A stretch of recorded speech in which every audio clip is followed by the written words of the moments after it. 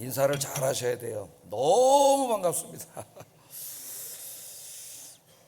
자, 오늘은 덕을 세우는 선한 말을 하라, 그런 주제로 말씀을 전하겠습니다. 덕을 세우는 선한 말을 하라. 하나님께서 인간을 창조하실 때에 홀로 살게 창조하지 않으시고 관계적인 존재로 만드셨어요. 그래서 인간은 사회적 동물이라고 우리가 그렇게 이야기합니다. 혼자서는 못 사는 거죠. 어느 무인도가 있는데 거기 정말 부족한 것이 없도록 다 가득 차 있어요. 근데 거기서 혼자 살라 그러면 평생 동안 아무도 살 사람은 없습니다. 혼자 살 수 없어요. 하나님이 에덴 동산을 만들어 놓으셨죠.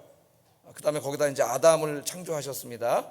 에덴 동산에는 부족함이 없죠. 하나님이 다 공급해 주시는데 아담을 창조하셨어요.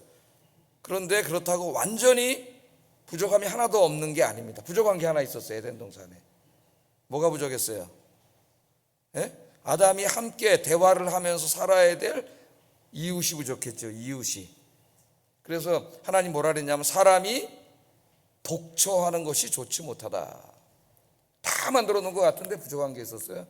그래서 하나님 누굴 만드셨어요? 갈빗돌을 뽑아가지고 함께 이야기하고 살 수 있는 하와를 만들어 주셨어요. 두 사람이 이야기하고 살잖아요. 이야기하고.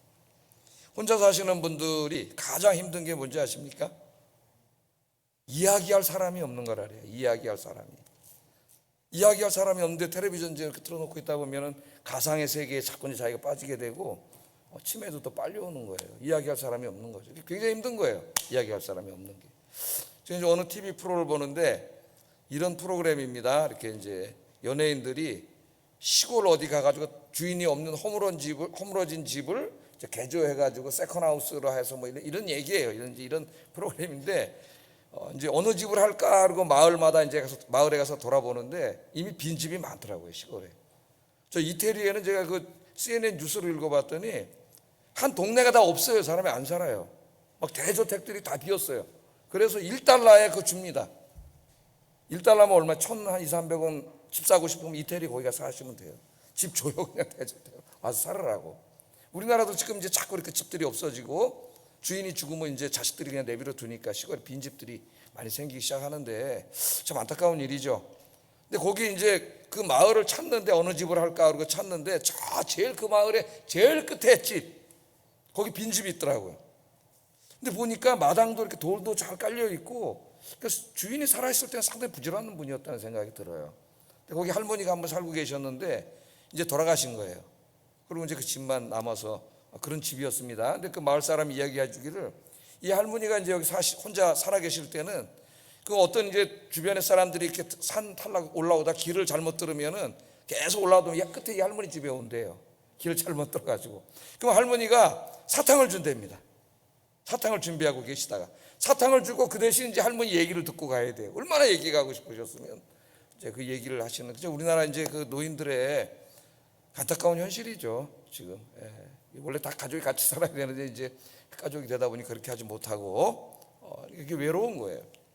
근데 말을 못해서도 이제 힘들고 외롭지만은 또 우리 젊은 사람들은 이제 말할 사람이 너무 많잖아요. 교회 와도 사람들이 많고 이건 참 행복한 건데 또 이 말을 너무 많이 해가지고 이 말 때문에 또 이제 상처를 받고 고통을 받고 이런 경우도 너무 많은 것 같아요.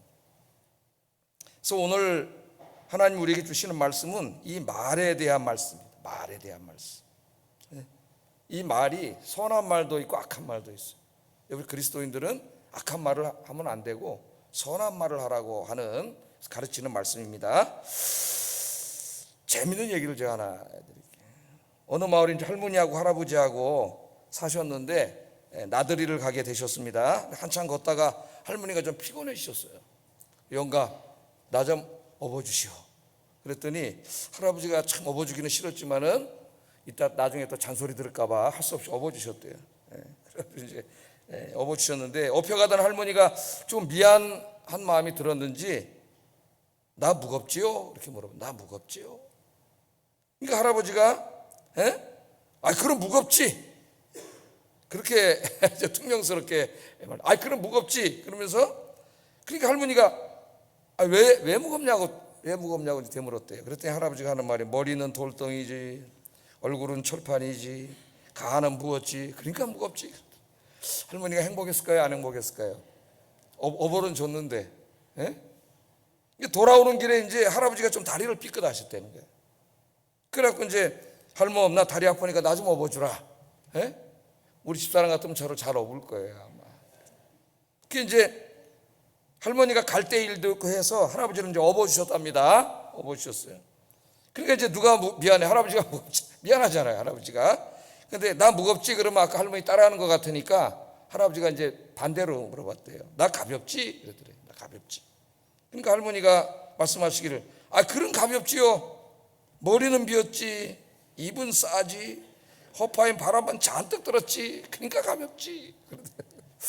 야, 행복하게 두 분이 데이트하시다가 서로 어버까지 주셨는데 이게 말을 이 말을 농담을 하는데 씁쓸한 농담을, 이게 농담도 잘해야 돼요. 그래서 어떤 사람의 농담은 듣고 나면 기분이 굉장히 나쁜 농담이에요. 오래전에 이제 우리 한 성기수던 부목사님이 한 얘기를 하는데, 첫 설교 이제 부임해서 청년부 설교를 하는데 그랬다 그래요. 저는 이제 미인 앞에 서면 굉장히 떨립니다. 근데 오늘 하나도 안 떨립니다. 그랬다 그래요. 그래서 저한테 혼났습니다. 왜 목사가 농담을 해도 그런 식으로 하냐. 그러면 거기 참석했던 자매들이 기분이 좋았겠어요? 웃었는지는 몰라도, 물론 농담을 하려고 이제 이렇게 했는데, 이렇게 농담을 해서 얼마나 좋을까. 저는 미인 앞에 서면은 말을 잘 못합니다. 그런데 오늘은 너무너무 몸이 얼어붙어가지고 더 말을 못하겠습니다.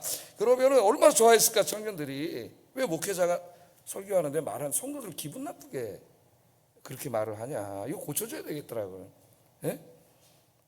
또 하나 제가 말씀드릴게요. 이제 아프리카 부부입니다. 아프리카 추장이 될 이제 사람이 이제 결혼을 했는데 그 부부 이야기예요.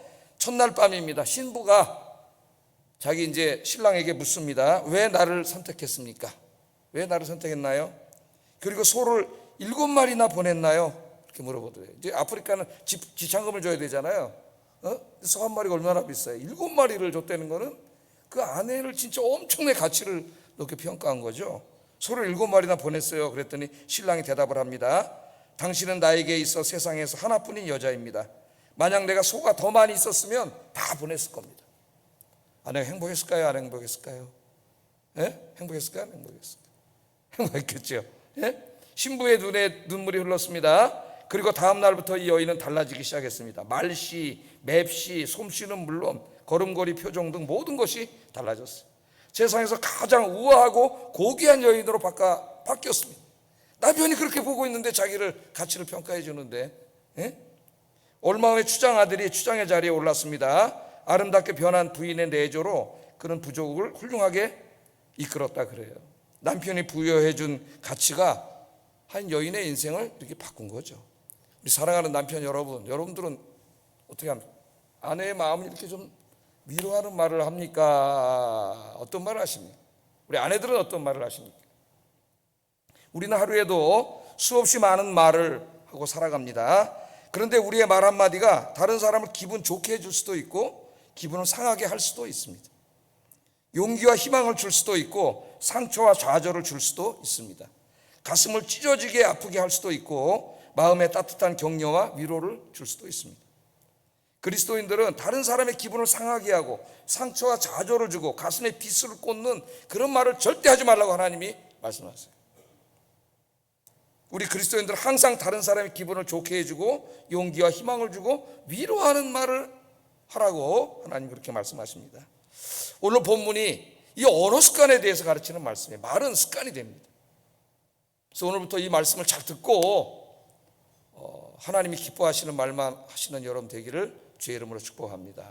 그럼 먼저 그리스도인들이 입 밖에도 내지 말아야 될 악한 말에 대해서 먼저 살펴보겠어요. 입 밖에도 내지 말아야 될 말. 29절 상반절 한번 읽어보겠습니다. 시작. 무릇 더러운 말은 입 밖으로 나오지 않게 하라.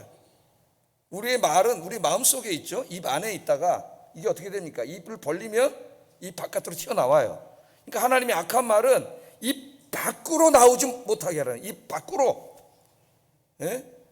더러운 말이라 해서 우리말로는 이제 더러운 말로 번역했는데, 더러운 말은 입 밖으로 나오지 못하게, 입 밖으로 나오려고 그러면 입을 꽉 다물고 회개하세요. 이 말 하지 않도록.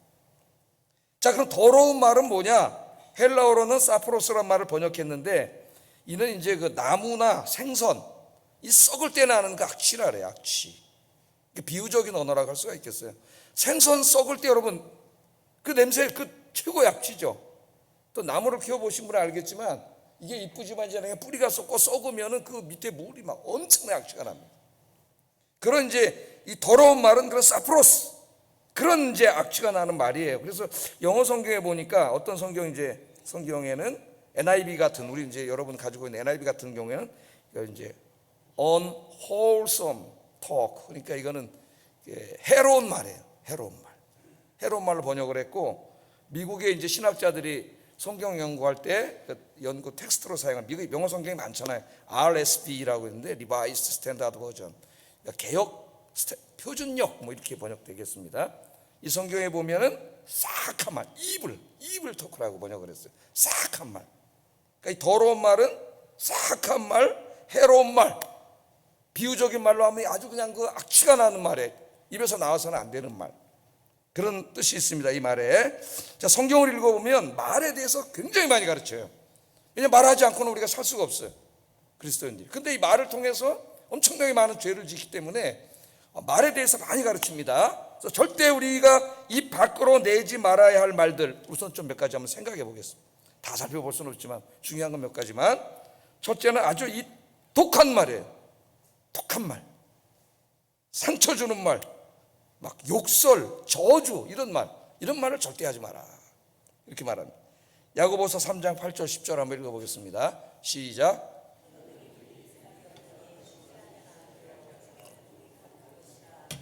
이것으로 우리가 주 아버지를 찬송하고 또 이것으로 하나님의 형상대로 지음받은 사람을 저주하나니 한 입에서 찬송과 저주가 나오는도다. 내 형제들아, 이것이 마땅하지 아니하니라. 그렇게 말을 해요. 인간의 혀가 뭐라 그래? 이걸 길들일 자가 없다 그래요. 야고보서 읽어보면 그 앞에는 모든 동물들이나 모든 건 다 길들일 수 있어요. 사람이 매도 길들이면 쫙 날아가서 사람 심부름을 하잖아요. 근데 누구도 길들일 수 없는 게 혀야. 혀는 누구만 길들일 수 있느냐? 하나님만이 하실 수 있어요. 하나님만. 그런데 이 길들일 수 없는 혀에서 뭐가 나와요? 쉬지 않는 악이 나와요. 악이. 이 말로 다 죄를 져요. 근데 이 악에 뭐가 가득해? 독이 가득하다 그랬어요. 여러분, 독사한테 물리면 어떻게 돼요? 독이 시뻘겋게 있는 독사가 탁 물으면 그 독이 금방 퍼져갖고 그 사람이 죽습니다. 근데 인간의 말이 이와 같다는 게 독이 가득해가지고 그게 한번 딱 독한 말이 나오면 그걸 맞는 사람이 빵 맞고 그냥 독이 다 퍼져서 영적으로 죽어요. 그냥 가슴이 막 찢어지는 그런 아픈 말을 해가지고 그렇게 할 수 있다는 거죠. 이 에베소 교회 안에 경건하다고 하는 사람들, 또 믿음이 있다고 하는 사람들, 신앙의 연조가 있다고 하는 사람들 중에 말로 덕을 끼치지 못하는 사람들이 많이 있었습니다. 그러니까 당연히 그 사람이 믿음이 좋고 경건하다면 언어도 경건해야 되는데 말을 그렇지 못한 거예요. 그러니까 그것은 뭘 보여주느냐? 그 사람의 신앙이 엉터리라는 걸 보여줘요.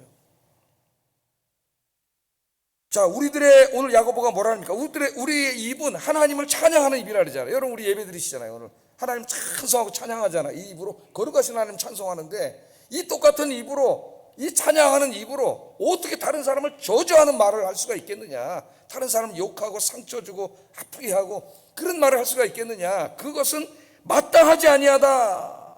그러니까 그것은 마땅하지 않다는 말은 정상이 아니라는 거예요. 그 사람이 정상적인 신앙인이 아니라는 거예요. 그 말하는 걸 보면은 그걸 알 수 있다는 겁니다. 그래서 예수님께서는 이 독한 말을 하고 욕설과 저주를 하는 것을 가장 심각한 죄악으로 다루십니다.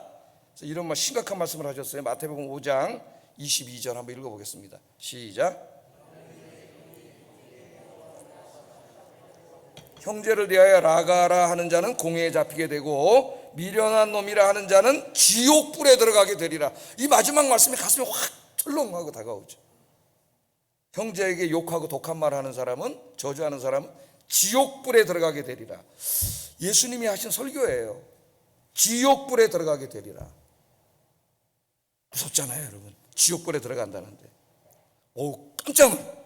내 지난번에 독한 말 했는데, 상처 주는 말 했는데 나 이제 지옥불에 들어가게 생겼네. 예?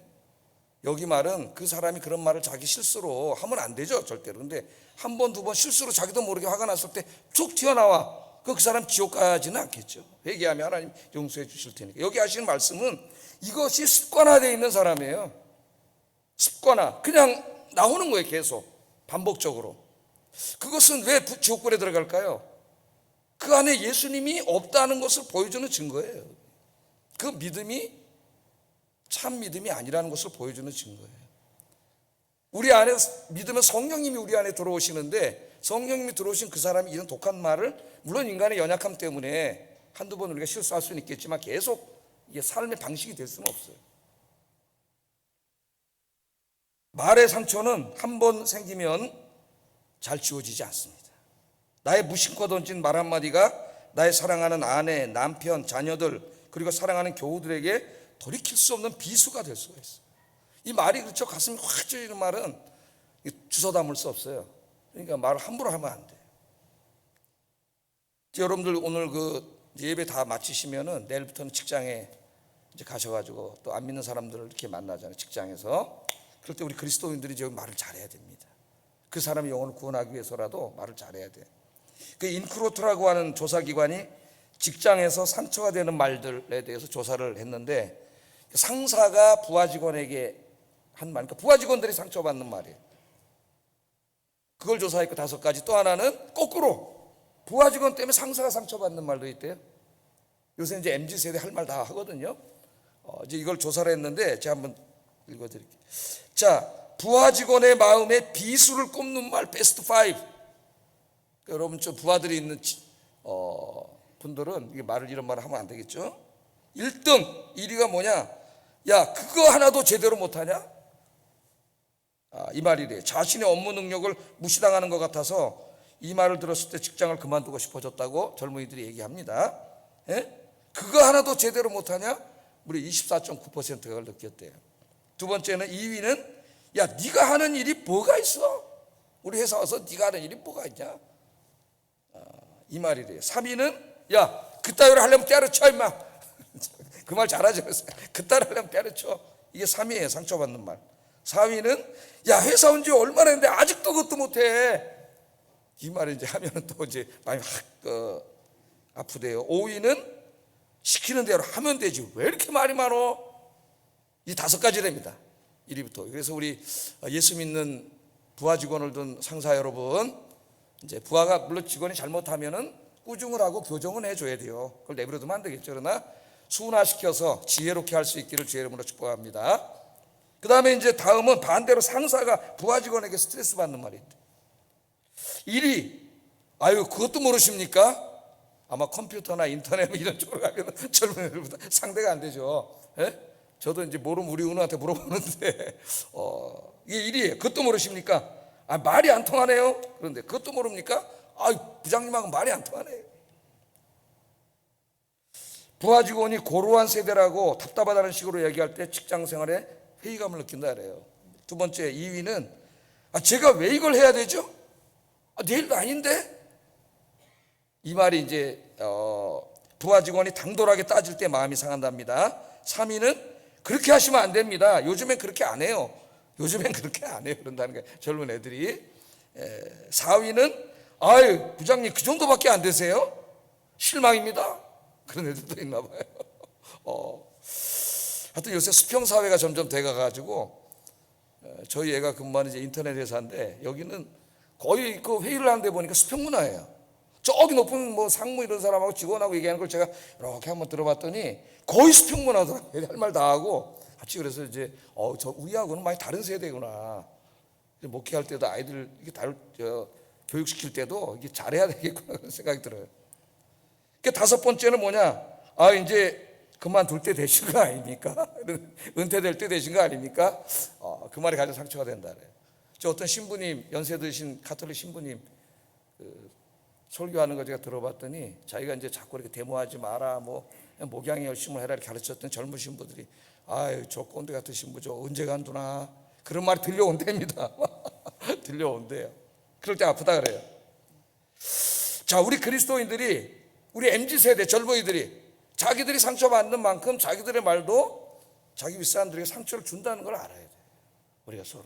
그래서 우리 그리스도인들은 이런 말을 하면 안 되고, 말을 하더라도 잘 순화시켜서 잘 해야 된다. 지혜롭게 성경 것을 가르쳐 줍니다. 어떤 글을 읽어보니까 우리가 하면 할수록 좋은 말 10가지 적어놨는데, 제가 몇 가지만 읽어드리면은 1등이 뭐냐면, 첫 번째가 마음을 넓고 깊게 해주는 말. 미안해. 예? 미안해 잘 하세요? 우리나라 사람들이 미안해 말 잘 못하는데, 미안해. 어떤 사람이 이제 자기 남편한테 미안해. 이거 부인이 더 마음이 큰 사람이에요, 그 집은. 미안해. 그랬더니 남편 하는 말이, 왜 미안하냐? 뭐가 미안하냐? 뭐를 잘못했냐? 야, 이 정신병자 아니냐? 그런 사람이 있다네요. 아내가 먼저 미안해. 그럼 어떻게 해야 돼? 무슨 말이야? 내가 미안해. 이래야 되잖아. 제가 그렇게 살아요. 저희 집사람하고 둘이 그렇게 살아요. 두 번째는 겸손한 인격의 탑을 쌓는 말이면 고마워. 수고했어. 고마워. 예? 고맙습니다. 세 번째는 날마다 새롭고 감미로운 말. 사랑해. 사랑해 많이 하세요. 잘 안 나와요. 저도 간질거려가지고 사랑해 잘 안 나오는데, 우리 어머니한테도 한 번도 사랑의 말을 못하다가 돌아가셔가지고 막 돌아가시려고 할 때 엄마 사랑의 말이 그때 억지로 튀어나오더라고요. 사랑하지 않는 건 아닌데 한국 남자들이 이게 잘 말을 못해요. 많이 표현하세요. 또 여러분 함께 일하는 사람들한테도. 네 번째는 사람을 사람답게 잡아주는 말. 잘했어. 수고했어. 잘했어. 응? 참 잘했다. 애들한테도. 그런 말이고. 다섯 번째는 화해와 평화를 이루어주는 말. 내가 잘못했어. 아까 미안해랑 좀 비슷한 것 같아. 무슨 소리야? 내가 잘못했지. 미안해요. 그럼 무슨 소리야? 내가 잘못했지. 한번 해볼까요? 성도님들 죄송합니다. 제가 잘못했습니다. 그럼 어떻게 해야 돼요, 여러분이? 무슨 소리예요, 목사님? 저희가 잘못했지요. 이름은 여기가 천국이 되는데, 예? 까꾸로 하면 어떻게 되겠어요, 여러분? 여섯 번째는 봄비처럼 사람을 쏙쏙 키워주는 말이 있대요. 왜냐하면 네 생각은 당신의 생각은 어떻습니까? 자기 독단적으로 하지 않고 상대방을 배려하는 거죠. 당신의 생각은 어떻습니까? 이런 말은 들으면 들을수록 하면 할수록 좋은 말이라 그래요. 자, 절대로 여러분 하나님을 믿는 사람들은 독한 말을 하면 안 됩니다. 상처 주는 말. 자, 두 번째, 하나님의 자녀들이 하지 말아야 될 더러운 말은 험담하고 비방하는 말이에요. 남을 험담하고 비방하는 말. 예수님이 절대 하지 말라 그랬죠. 예? 지 눈에는 들보가 있는데 남의 눈에 보이지도 않는 티를 찾아다니는 사람들이 티를. 자기 눈에는 들보가 있는데. 레위기 19장 16절 성경에 굉장히 많이 이야기하고 있어요. 비방하지 말라고. 제가 읽어드릴게요. 레위기 19장 16절 너는 내 백성 중에 돌아다니면서 사람을 비방하지 말며. 비방하는 사람들 어땠을까? 입을 가만히 갖고 있지는 못해. 돌아다니면서 비방하는 사람들 만나요. 베드로전서 2장 1절 그러므로 모든 악독과 모든 기만과 외식과 시기와 모든 비방하는 말을 버리고. 모든 비방하는 말을 어떻게 해요? 버리고. 그 다음에 골로새서 3장 8절 이제는 너희가 이 모든 것을 벗어버리라. 뭘 벗어버려요? 분함과 노여움과 악의와 비방과 남을 비방하는 거 버리라. 옷을 벗는 새다 비유했어요. 옷을 벗어버리듯이 벗어버려. 그리고 디도서 3장 2절 한번 읽어봅니다. 같이 읽어보겠습니다. 시작.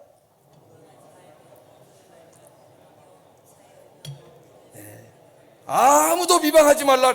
아무도 비방하지 말라. 그렇게 말씀을 했습니다. 성경에 굉장히 많이 말씀을 하고 있어요. 이게 하나님 앞에 큰 죄라는 거. 그 다음 세 번째, 하나님이 자녀들이 하지 말아야 될 더러운 말은 이간질하는 말이에요. 이간질. 착삼시키고 갈등을 일으키고 갈등을 유발하는 말. 반대말로 화평케 하는 말이죠. 그건 이따 한번 살펴보겠습니다. 이간질하는 말. 하나님이 제일 싫어하는 것 7, 8가지가 있다 그럽니다. 근데 그 중에 하나가 이간질이에요. 이게 자꾸 갈등을 유발하는 사람이죠. 잠언서 6장 17절 19절 한번 읽어보겠습니다. 시작. 곧 교만한 눈과 거짓된 혀와 무지한 자의 피를 흘리는 손과 악한 계교를 꾀하는 마음과 빨리 악으로 달려가는 발과 거짓을 말하는 망령된 증인과 및 형제 사이를 이간하는 자이니라. 이간하는 자이니라. 하나님 제일 싫어하는 거 7가지 중에 하나가 이간질이에요. 이간질. 갈등을 유발시키는 겁니다. 하나님의 자녀들은 절대로 사람 사이를 오가면서 이간질해서는 안 돼요.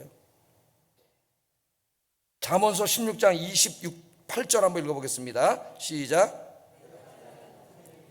말쟁이는 친한 벗을 이간하느니라. 말쟁이, 그냥 이 입을 그냥 가만히 갖고 있지 못해요. 입이 근질거려가지고.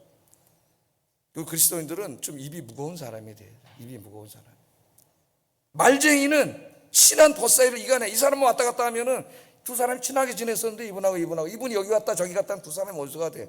왜 원수가 됐는지도 몰라. 이 사람이 가서 여기 가서 이 말하고 여기 가서 이 말 해가지고 이간질이 된 거예요. 절대 이간질 하지 마시고 화평케 하는 말을 해야 되는데 그건 좀 이따 한번 살펴보겠습니다. 그 다음 네 번째 하나님의 자녀들이 하지 말아야 될 더러운 말은 거짓말입니다. 하나님은 진리의 하나님이세요. 거짓말을 제일 싫어하십니다. 근데 우리 사회가 지금 거짓말 사회가 됐죠. 인터넷이 이렇게 발전하면서 뭐 페이스북이나 무슨 또 뭐야 그거 여러 가지 그런 자기 개인의 생각을 전달하는 거 유튜브라든가 이런 곳에 거짓말이 그냥 난무하죠. 그러니까 인터넷이 우리에게 유용한 정보를 제공해 줄 수도 있고 또 이렇게 서로 유대관계나 이렇게 의사소통을 할 수 있는 좋은 기능이 있지만 반면에 이 안에 거짓말이 너무 많다는 거예요. 거짓말. 그래서 지금은 정치하는 사람들이나 국가 간의 관계도 거짓말을 이용해가지고 디스인포메이션 이걸 막 인터넷에 퍼뜨려가지고 사람들에게 혼란을 주는 거짓말이에요. 시편 34편 13절 내 혀를 악에서 금하며 내 입술을 거짓말에서 금할지니라. 에베소서 5장 25절 그런즉 거짓을 버리고 각각 그 이웃과 더불어 참된 것을 말하라. 이 거짓말은 그 기원이 어디냐? 우리 예수님이 마귀라 그래요. 마귀. 요한복음 8장 44절 한번 읽어보겠습니다. 시작.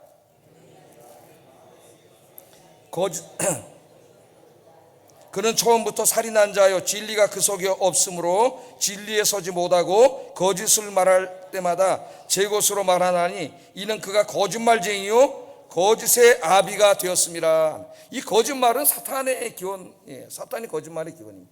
근데 거짓말은 여러분 내가 사실과 뭘 다르게 말하는 것도 거짓말이지만 그것을 과장 왜곡해서 말하는 것도 증폭 다 거짓말이에요. 우리가 얼마나 과장을 많이 하는지 모릅니다. 증폭하고 별것도 아닌 일을 막 크게 막 말해가지고 문제를 일으킨 사람들이 많이 있죠. 거짓말의 시조는 마귀다. 성령의 사람은 진실을 말한다. 진리를 말한다. 우리의 입은 복음의 진리를 말하는 입이에요. 우리가 말하는 것은 다 진리를 해야지 돼. 근데 우리가 거짓말을 하면 우리가 전하는 복음을 누가 믿겠습니까? 진리라고. 그래서 거짓말은 절대 하지 말라 그랬죠, 제가. 아이 돈 좀 안 내려고 6살 먹은 애를 얘 5살이라 그래. 너 몇 살이냐면 5살이라 그래, 엄마가. 그 아이한테 뭐 가르치는 거예요? 그래, 요거 조금 요금 안 낼 때는 거짓말 해도 된다. 이거 가르치는 거 아닙니까? 아무 생각도 없이 5살이라 그래. 정직하게 가르쳐야지. 너 6살이지. 손해금에도 돈을 내야 된다. 손해는 아니지, 내야 되는 거죠. 돈을 내게 가르치면 이 아이가 얼마나 바르게 자라겠어요. 저 김선도 목사님, 삼형제가다 목사님인데 그 유명한 일화가 신문에 실린 적이 있어요. 셋이 가다 어렸을 때 가난한데 하도 배가 고파갖고 삼형제가 누구네 집 뭐 옥수수인가를 따왔대요, 집에. 그랬더니 자기 어머니가 세 놈 손목을 잡고 끌고 가가지고 실과 바늘로 옥수수를 다시 꼬매놨대, 앞에서. 그런다고 뭐 옥수수가 다시 되지는 않겠지만은 그 아이들에게 정직을 가르치는 거예요. 정직. 자, 우리 그리스도인들이 입 밖으로 절대 내서는 안 되는 말 몇 가지를 지금 말씀드렸는데 이런 더러운 말을 입 밖으로 내면 우리 안에 계신 성령님이 근심하고 슬퍼하신다 그래요. 30절, 오늘 말 30절 한번 읽어보겠습니다. 시작. 구원의 날까지 인치심을 받았느니라. 하나님의 성령을 근심하게 하지 말라. 예수 믿고 구원받으면 우리 안에 하나님의 성령님이 와 계시죠. 우리가 보이지 않지만 우리가 느껴지지 않아도 하나님이 우리 안에 와 계세요. 그런데 우리가 이런 독한 말, 더러운 말을 하면은 우리 안에 계신 성령님이 근심하고 슬퍼하신다래요. 근심하고 슬퍼한다. 그러니까 그런 말을 절대 하지 마라. 하나님을 근심하게 하고 슬프게 하는 사람이 아니라 여러분의 말을 통해 하나님을 기쁘게 하시는 여러분이 되어야 되지 않겠습니까? 그런 분들 되시기를 주의 이름으로 축복합니다. 그러면 우리 그리스도인들이 이제 많이 할수록 좋은 말, 선한 말은 어떤 말이 있느냐? 어떤 말이냐? 29절 하반절 한번 읽어봅니다. 시작. 은혜를 끼치게 하라. 자, 어떤 종류의 말을 해야 된다고요? 덕을 세우는 데 필요한 선한 말을 하여 사람들에게 은혜를 끼치게 하라. 상처를 주고 아픔을 주는 게 아니라 은혜를 끼치게 하라. 그렇게 말했어요. 그러니까 이 그리스도인들이 말할 때 이 항상 두 가지를 바로미터로 삼아야 돼요. 두 가지를 생각해야 돼요. 툭 함부로 말을 내지 말고 말하기 전에 생각을 하고 좀 말을 하세요. 뭘 생각해야 돼? 이 말이 덕을 세우는 선한 말인가? 이 말이 듣는 사람에게 은혜를 끼치는 말인가를 먼저 생각하고 그런 말이 아니면 하지 마라 이 말이에요. 하지 마라. 불필요한 말, 이런 말. 예? 자, 그러면 성경은 덕을 세우는 말, 은혜를 끼치는 말이 어떤 말인가? 어떤 말이라고 가르치고 있는가? 몇 가지를 한번 좀 중요한 것만 간단하게 생각해 보겠습니다. 첫째, 덕을 세우고 은혜를 끼치는 말은 칭찬과 격려의 말이에요. 칭찬과 격려. 여기서 성경에서 굉장히 많이 강조하는 겁니다. 하나님의 자녀들은 다른 사람들을 비방하거나 험담하지 않고 칭찬과 격려의 말을 하라고 하나님 말씀하세요. 데살로니가전서 5장 14절 한번 읽어봅니다. 시작. 격려하고 힘이 없는 자들을 붙들어주며 마음이 약한 자들을 격려해라. 우리 공동체 안에 약한 분들이 있죠. 좀 믿음이 약한 분들도 있고 뭐 여러 가지 약한 부분들이 있을 때 그걸 이렇게 험담하고 그러지 말고 어떻게 하라래요? 격려해 주라래. 격려해 주라. 그래서 사도 바울의 글을 읽다 보면은 자기가 이제 나중에 2차로 로마 감옥에 갇혀서 이제 좀 있으면 순교를 며칠 앞두고 있을 때인데 그때 이제 자기 그 디모데후서 2장을 읽어보면은 이제 정말 이제 순교하기 얼마 안 남고 험악한 감옥에 갇혀 있다 보니까 아무도 찾아오지 않습니다. 아무도. 그 얘기를 해요, 바울이. 그렇게 바울 선생님, 목사님 하다가 딱 감옥에 갇히니까 아무도 찾아오지 않아요. 그런데 한 사람이 자주 찾아오면서 바울을 격려해 준 사람이 있다래요. 거기에 대해서 이제 감사하는 말씀이 있는데 그게 디모데후서 1장 16절, 17절 한번 읽어보겠습니다. 시작. 그가 나를 자주 격려해주고 내가 사슬에 매인 것을 부끄러워하지 아니하고 로마에 있을 때에 나를 부지런히 찾아와 만났음이니라. 그 누구예요? 그 사람이? 오네시보로라는 사람. 오네시보로. 그 멀리 있는 험난한 감옥, 자칫 잘못하면 같은 정치범으로 몰려서 감옥에 갈지도 모르는데도 오네시보로가 정말 자주 찾아와서 격려해줬다는 거예요. 그러니까 그 위대한 사도잖아요. 믿음의 사람 바울도 혼자 하는 외로운 거예요. 근데 오네시보로가 와서 자기를 크게 격려해 준 거 그거 너무 감사해가지고 여기 글을 쓰고 있습니다. 어려운 사람, 힘들어하는 사람들 찾아가서 기도해 주고 격려해 주시기를 주의 이름으로 축복합니다. 축복합니다. 두 번째, 덕을 끼치고 은혜를 끼치는 말은 따뜻한 말, 위로의 말. 뭐 격려랑 좀 비슷할 수도 있지만 조금 다른 뉘앙스를 가지고 있어요. 따뜻한 말, 위로하는 말입니다. 하나님께서는 하나님의 자녀들이 서로 고통과 슬픔을 함께하며 위로하는 말을 하는 것을 기뻐하셔요. 우리 그리스도인들은 그런 남을 위로할 수 있는 위로의 자원이 있다고 이야기합니다. 고린도후서 1장 4절 한번 읽어보겠습니다. 시작. 모든 환난 중에 있는 자들을 능히 위로하게 하시는 이시로다. 우리는 하나님으로부터 큰 위로를 받은 사람들이에요. 하나님이 우리는 위로를 받았는데 그렇기 때문에 다른 사람을 위로할 수 있는 자원을 가지고 있습니다. 믿지 않는 사람과는 다르게. 이 하나님이 위로해 주신 그 위로로 바울이 어떻게 하라 이제 다른 사람들을 위로하라. 위로하는 자가 되라. 그렇게 이야기를 하고 있어요. 위로하는 자가 되라. 내 말이 다른 사람들에게 위로가 되려면은 나의 말이 온순하고 따뜻하고 친절한 말, 부드러운 말이 돼야 됩니다. 날카로운 말로는 남을 위로할 수가 없겠죠. 그래서 잠언 15장 4절에 이렇게 말씀합니다. 온순한 혀는 곧 생명나무지만, 온순하다는 말이 친절하고 따뜻하고 그런 말이죠. 한마디로 해도 이건 생명나무야. 생명을 살려요, 듣는 사람의. 패역한 혀는 마음을 상하게 하는. 패역한 혀는 그 말 한마디가 다른 사람의 마음을 상하게 해요. 그래서 하나님의 자녀들은 표독스러운 말, 자극적인 말 하지 않고 부드럽고 온화하고 따뜻한 말, 친절한 말을 하도록 힘써야 됩니다. 우리들의 이런 말은 듣는 사람을 치유하는 힘이 있어요. 제가 한 작가의 수필집에서 읽은 내용입니다. 실제로 있었던 일이에요. 수필집에서 읽은 내용인데, 그 작가의 동네에 작은 학원에 윤경이라는 이름을 가진 한 여선생님이 있었대요. 그 선생님 이야기입니다. 윤경 선생님, 작은 학원의 윤경 선생님.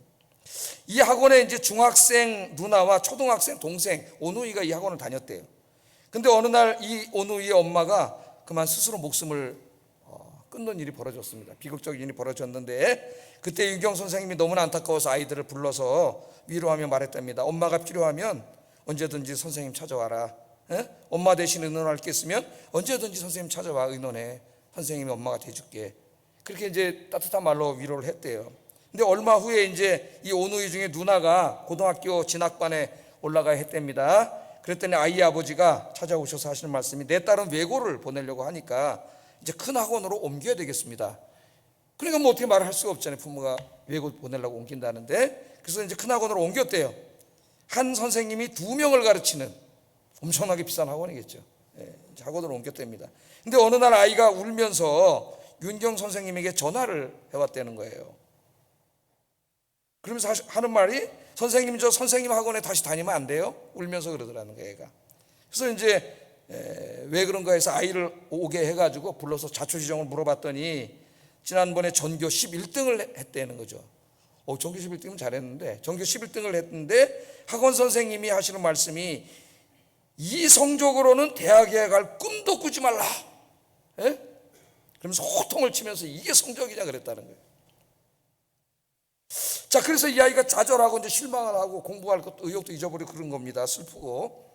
그래서 윤경 선생님이 고민 끝에 아이 아버지에게 전화를 걸었대. 이게 뭐 또 남의 학원 학생 뺏어오는 것 같아가지고 망설였었는데, 아이의 장래를 위해서는 안 되겠다 싶어서 아버지에게 전화를 걸었답니다. 그리고 아버지에게 말했답니다. 그 학원 선생님에게 수학적인 부분은 많이 배울 수 있을 겁니다. 그러나 아이의 인생에는 마이너스가 될 것 같습니다. 그랬더니 아버지가 깨닫고 다시 애를 이 학원으로 보내줬대요. 그래서 이제 윤경 선생 학원으로 돌아왔는데, 그러니까 아이가 다시 밝아지고 행복해하면서 공부를 열심히 했대요. 기말고사 성적이 나오는 날, 이 윤경 선생님이 좀 걱정이 돼가지고 성적이 안 나오면 또 애가 실망할까봐, 야, 절대로 성적에 연연하지 말라. 그리고 아직 갈 길이 머니까 더 발전하면 되는 거야. 그렇게 이제 얘기를 해줬대요. 근데 그날 저녁에 아이가 성적표를 들고 한달음에 선생님에게 달려왔습니다. 하는 말이, 선생님께 제일 먼저 보여드리고 싶었어요. 그러더래요. 그래서 아이가 성적표를 내미는데 보니까 1등을 했어요. 1등을. 진정으로 아이를 사랑하고 아끼는 마음에서 나온 격려와 위로의 한마디가 아이에게 큰 힘과 위로가 된 거죠. 큰 힘과 위로. 잠언 16장 24절, 선한 말은 꿀송이 같이 달아서, 꿀송이 같아서 마음에 달고 뼈에 양약이 되느니라. 아멘. 어떤 말이요? 선한 말, 따뜻한 말, 위로하는 말은 꿀송이 같아. 여러분, 꿀송이 같아서 마음에 달아. 이 마음을 치유해. 마음을 달게 하고 우리 뼈에도, 이 몸뼈에도 양약이 되느니라. 성경 그렇게 이야기합니다. 세 번째, 덕을 세우는 말, 은혜를 끼치는 말은 화평케 하는 말이에요. 이간하고 남을 불화하게 하고 이런 게 아니고, 갈등을 유발시키고 이런 말이 아니라 화평케 하는 말. 로마서 14장 19절 한번 읽어보겠습니다. 시작. 하나님의 자녀들은 다른 사람을 싸움시키고 이간질시키는 말이 아니라 화해하게 하는 말을 해야 된다. 어쩜 우리 사회에 지금 절실히 요청되는 것이죠, 우리 그리스도인들에게. 자, 이거는 한 얘기를 하겠습니다. 아르헨티나와 칠레의 이야기인데, 이 아르헨티나와 칠레가 양국의 우호를 다지기 위해서 그 아르헨티나와 칠레 국경에 예수 그리스도의 동상을 세웠습니다. 저렇게 동상을 세웠는데, 이게 안데스의 예수상이라 해서 저 산이 3,832m래요. 제가 가보지는 않아서 모르겠지만은 저쪽 예수님이 바라보고 있는 쪽이 아르헨티나예요. 등 쪽이 칠레입니다. 저렇게 동상을 세운 거예요. 뭐를 위해서? 서로 화해하고 잘 지내기 위해서 예수님의 동상을 세웠어요.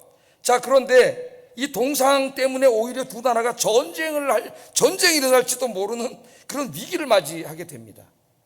화해하려고 세웠는데, 예?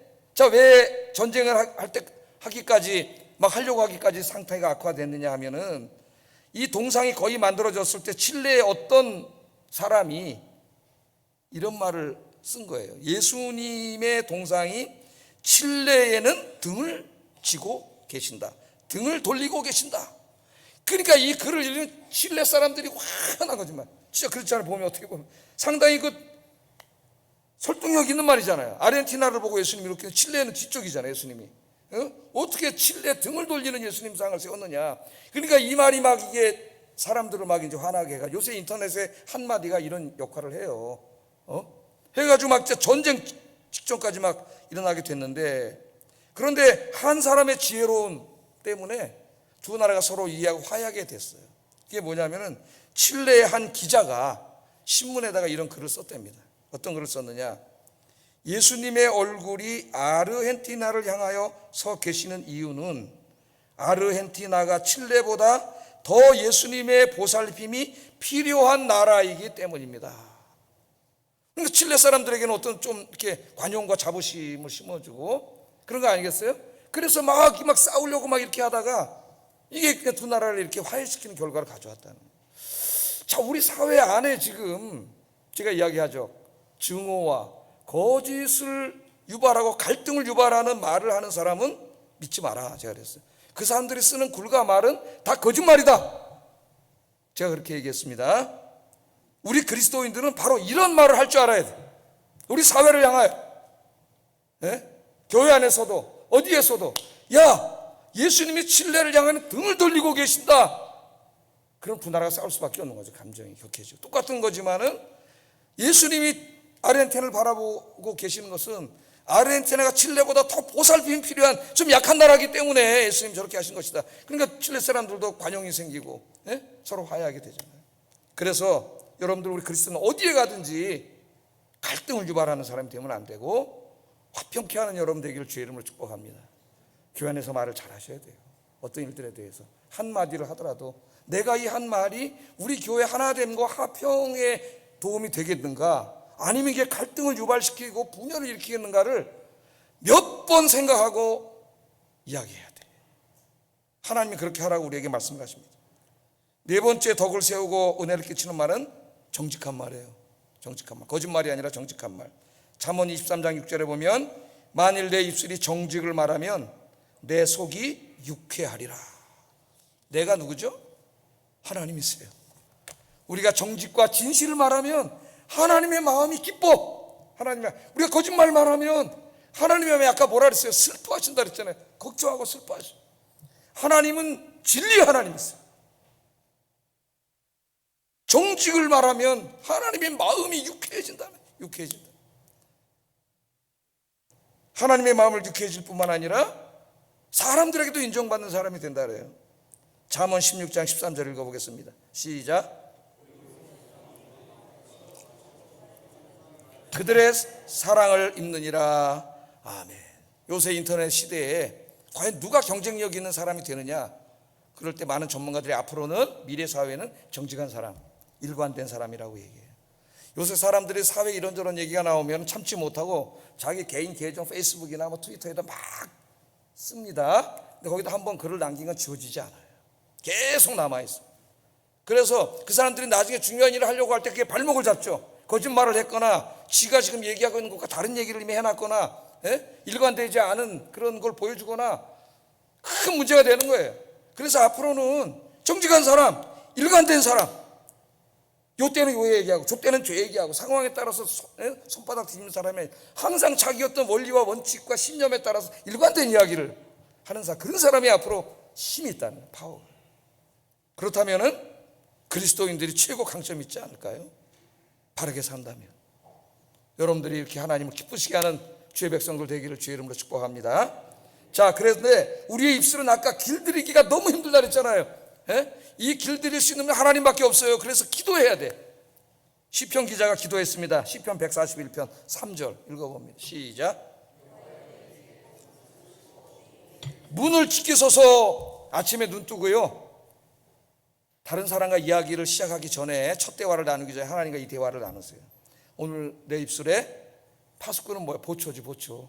여기 톡 튀어나오지 않게, 보초를 딱 세워주셔가지고 이 나쁜 말이 나오려고 할 때 딱 보초가 못 나오게 그렇게 해달라는 거예요. 내 힘으로는 안 돼요.